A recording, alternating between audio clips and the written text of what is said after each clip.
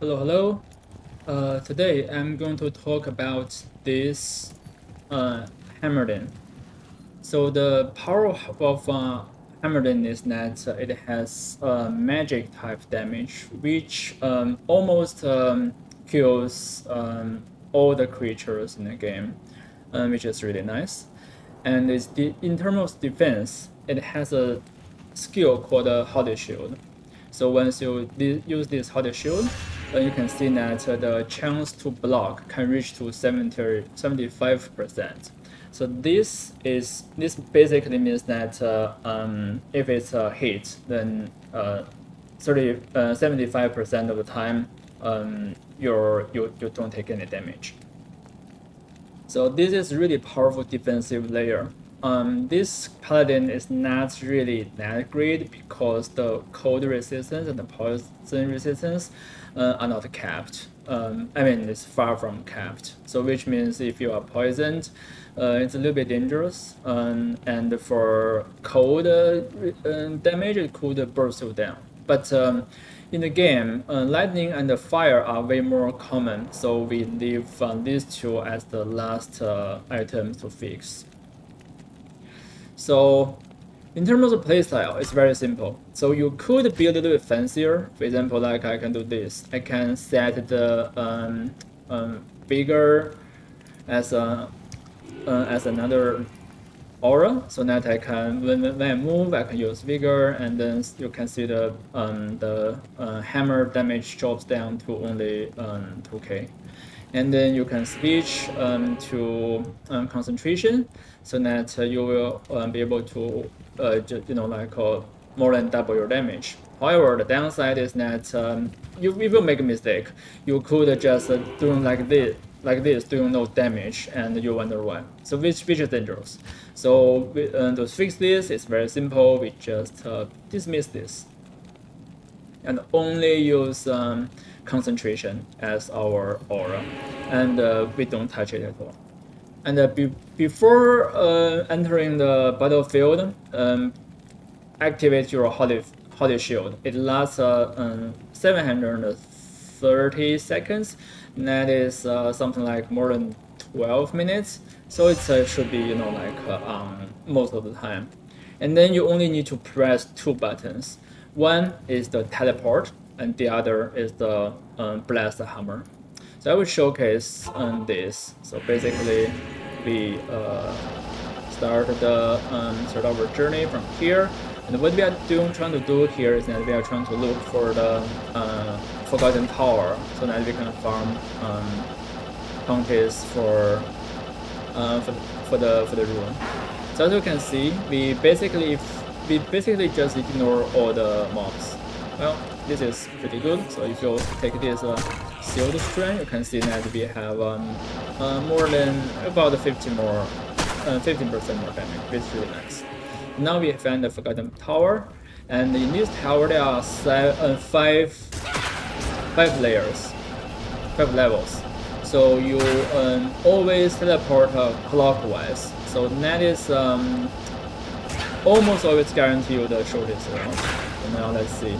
So we come across the half of the map, and yeah, it's right here.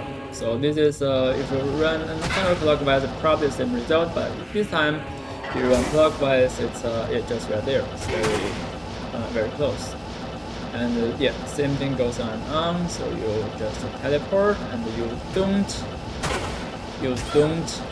try to kill anything unless this area is terrorized. The reason is that by default the area level is 70 something, which means the mobs doesn't really grant you a lot of XP, and the job we won't drop super great items. But anyway, like it's really hard to drop super great item.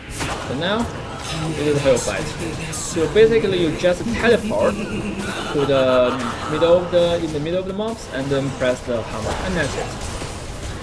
Now we have 2 ruins, we select our ruins, and yeah, now we go back. So the playstyle, in terms of playstyle, it's even though we have pretty good defensive layer, you can't just stand there in the mobs. That is very dangerous.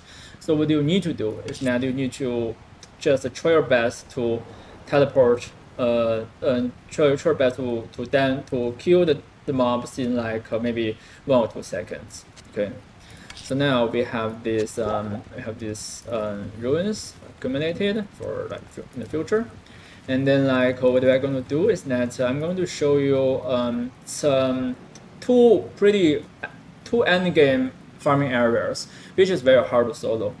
So the challenge of the Chaos Century is that there are a lot of the skeleton type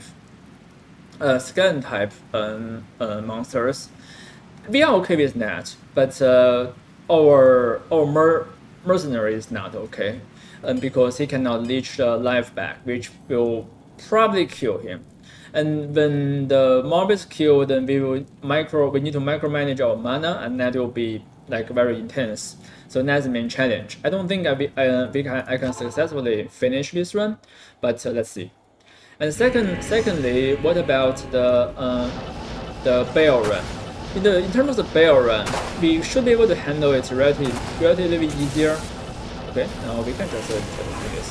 But the second wave, magic immune, and we don't really want to micromanage the magic immune item. The magic standard ruin, and that will be very hard for us to kill. So the best way to do Bale run is to just simply have a sorceress or something to help you clear the second wave. So as you can see, we just dive directly into the mobs, right? And then like we spam the hammer. We can't just let them to do their job. We can't just say, hey, like our defensive layer is great, so we can just stand there and tank damage. No, you have to kill. So because when you deal damage, so your 5k damage hammer will stun them, will stagger them, and that is very important, so that they don't keep that dealing damage to you. And now let's see, our Merc is not in a very good shape, so we just throw him some of the potions, right? And that is what these potions are for.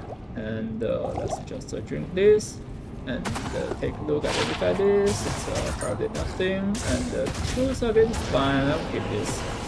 This can make a better smoke than we currently have. So the current smoke we are having is we are using. Well, actually, our current smoke is also pretty good. So yeah. And there are two playstyle to play the random Chaos Century. One is as the normal style, which is to just kill everything, and this will give you the best result of in terms of the job of the item job. There's another play style which is a little bit advanced. And basically, you ignore all the monsters and go directly to open the 5 seals. And after, so this is the most dangerous wave, because all these are skeletons. Okay, now we survive, which is good. Yeah, okay, so yeah. So if you leave like the last, I will show you a little bit actually. So as you can see, we just jump here. Actually, this rank is easier than I thought, so which means our paladin actually is pretty good. So, but before opening the seal, let's kill these skeleton type mobs, and yeah, open this. So after open this is this mob seal score, okay? But well, it's pretty dangerous. And yeah, after this wave is cleared, right? So you need to teleport around, and all the monsters you see within 5 seconds will instantly be killed after because of the spawn of Diablo. So let's compare. So 1, 2, 3, 4, 5. Open the seal. So now these monsters will drop. This drop will not, the magic find number will not affect it. And that's why it's not very good in terms of farming the, like farming the items.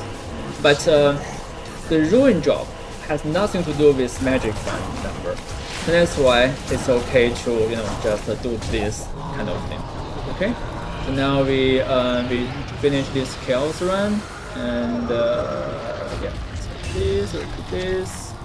What is this? This is the lay on hands. By the way, do not use this with hammered in. This is good in terms of the increased attack speed. So that when the smiter, you can use this. By the way, we build our paladin in a way that is mainly a hammered in, but you could just use this smite and switch the aura to this aura, fanatism aura, to smite things like Uber, Diablo, and all the other Uber bosses. However, you don't really have to. It's just in case you want to do that, and then you need some very specific gears, which are basically something like the combination of crashing blow, some like open wounds.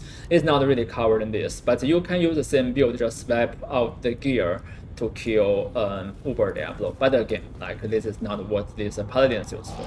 And yeah, so this is the summarized Chaos run. I won't really showcase the Dead Bell run because the second wave I know that by ourselves it will take forever for the merc to kill all the magic immune monsters. But with any teammate, it will be very easy to clear them because your hammer will kill all the spawned skeletons, so that your teammate can use their skill to kill the